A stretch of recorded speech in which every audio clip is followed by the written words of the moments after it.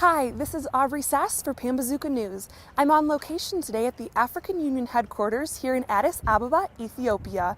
I had the opportunity to sit down and chat with the Commissioner for Rural Economy and Agriculture, and we spoke about a vast number of topics. Mrs. Tumusiime, Rhoda Peace, is well educated when it comes to agriculture. Thank you so much, Mrs. Tumusiime, Rhoda Peace, Commissioner of Rural Economy and Agriculture, for being here today and taking the time to do this interview with me.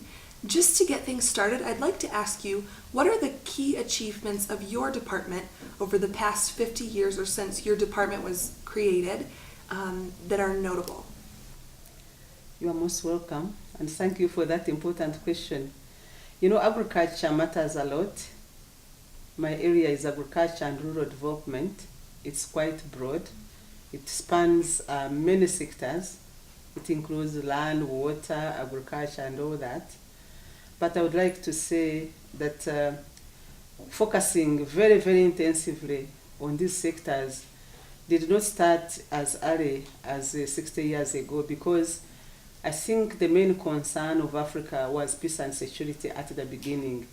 But later on, they realized that development is very key. You cannot attain peace and security on the continent without development. So we have done quite substantive work as far as agriculture and rural development is concerned. I know that we are not necessarily doing extremely well, but we have done fairly well. For example, the heads of state did put in place a program of agriculture, which is the Comprehensive Africa Agricultural Development Program. This program is codenamed CADAP, and it is very, very important because one, it just makes the countries themselves to ensure that they put resources in agriculture. And one principal aspect of that is 6% growth. And 6% growth for agriculture is not easy to attain. But I would like to say that over time, I see countries building up agricultural growth on the continent. Although I know that food security is not yet attained on the continent, but they are doing well. Another area is increasing investment in agriculture. That is a cardinal principle also within that program, CADAP. Just like European Union CAP, what they call Common Agricultural Policy, Africa will have CADAP. So the 10% budget allocation to agriculture also is a principle of the heads of state decision. And I see that we have, over the years now, tried to get these countries increase investment in agriculture, putting resources, not only putting resources, but putting in place credible investment plans.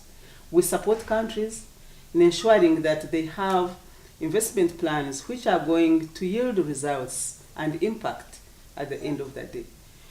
I know that over the period, 30 countries have got credible investment plans and they are implementing them.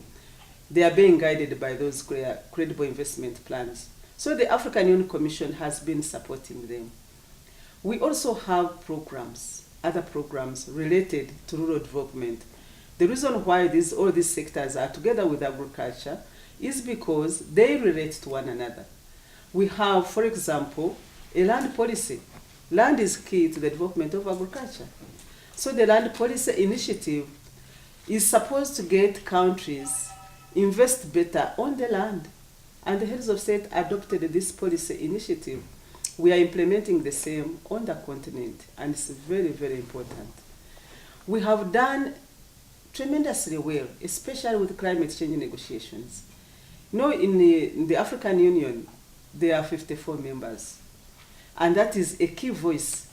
So this department of mine managed to rally all the heads of state to come together and speak in a unified manner in climate change negotiations. They have one voice. That's very, very important. So that one is no mean achievement. So now, in the world negotiations on climate change, Africa is a force to reckon with now.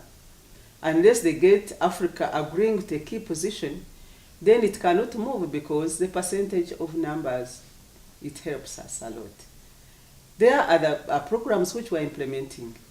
For example, in ensuring that agriculture does better, would like to see the private sector participating.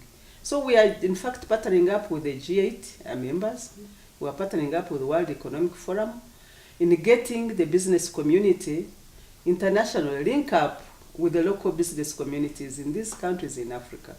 So we are doing that to catalyze the implementation of CADAP, our program on the continent. And I think it is going on very well. We have also, of recent, had a land policy, a pastoral policy initiative, because on the continent we have pastoralism, this movement of people.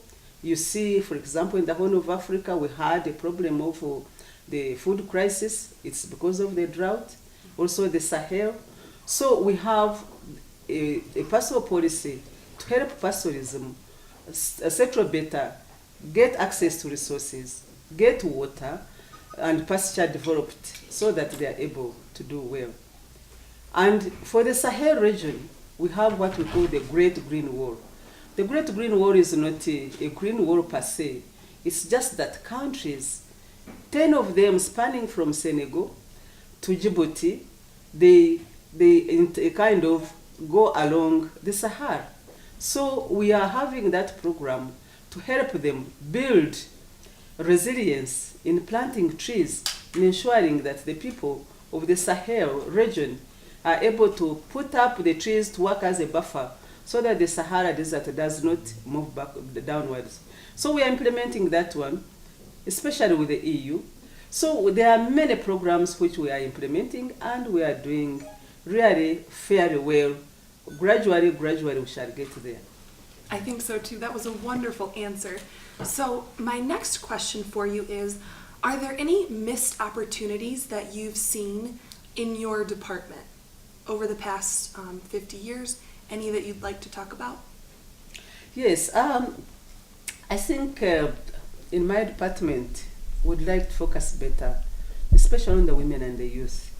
I think those are very, very important players. And at the moment, we have really started strategizing to do that, because we do realize that unless all the stakeholders participate in development, we cannot make it. So we are putting in place programs to look at women, how they can catalyze the implementation of agriculture programs. We are also looking at the youth. I think those are key areas which we should have brought on board much earlier on. And I believe that they will help really. We are leveraging on that one. They help uplift the status of our work as we go along. I think that is one area I can talk about. Of course, there are other areas which we can talk about, but I believe that we have to do one by one. For example, we want to see how we can, say, use a fertilizer in agriculture. Africa is the least continent which uses fertilizer. We are also working hard to see how we can get agriculture, use fertilizer, get the soils become more nurtured than they are now, so that maybe that's when we can have increasing productivity in agriculture. Wonderful. So, on a similar note, how has your division contributed to achieving the goals of the African Union as a whole? My division, my department of rural economy and agriculture is a very key player as far as the African Union Commission is concerned. We are very few, we have very few departments. We are only 10 commissioners. So one of that is agriculture, and it has contributed tremendously. We have, as I have said, for agriculture, we see the continent now moving better as far as food security is concerned. We see the continent moving into integration. We work with regional economic communities because that one is very key. So because the most important part of the African Union is integration. Unless we integrate better, then we cannot move in a unified manner. So we are part and parcel of a team, of a collective. So the Department of Rural Economy and Agriculture is very, very important. Unless there is food on the continent, then we shall not be able to live. That is very, very true. How do you see Africa in the world in the next 50 years? The influence of Africa, the African Union? Let me say that Africa now is rising. And we see Africa having a young generation. Of course, it may be seen as a challenge, but I think it's an opportunity. And Africa is realizing that they need to plan very well for the youth. So if this big youthful population is really involved in development, then Africa globally is going to make a difference. Africa is a very, very big player, and I think it is beginning to do that. I see people rushing to Africa. Already there's a lot of competition for the land in Africa. In fact, it's a big challenge. I'm glad that we already have some guidelines for investment on the land, but I hope that they will be used. So I see a lot of hope as far as Africa in the global setting is concerned. And I believe that within the next 50 years, which we are planning for even now, as we celebrate the 50 years behind, we are also planning for the next 50 years. And we want to put the right people at the center of it. This is how I see Africa. I know that that is a very big question as far as land investment, land, some people are even saying it's a land grabbing and all that. But let me say this, in the whole world, there is no single continent which has developed, or single country which has developed without foreign direct investment. It is not there.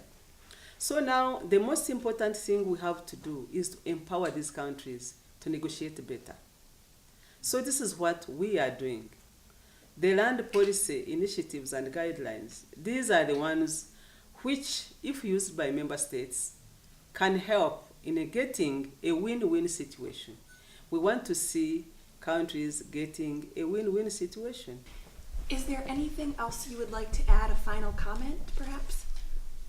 Yes, I think I would like to say that this is the time for Africa to reposition itself.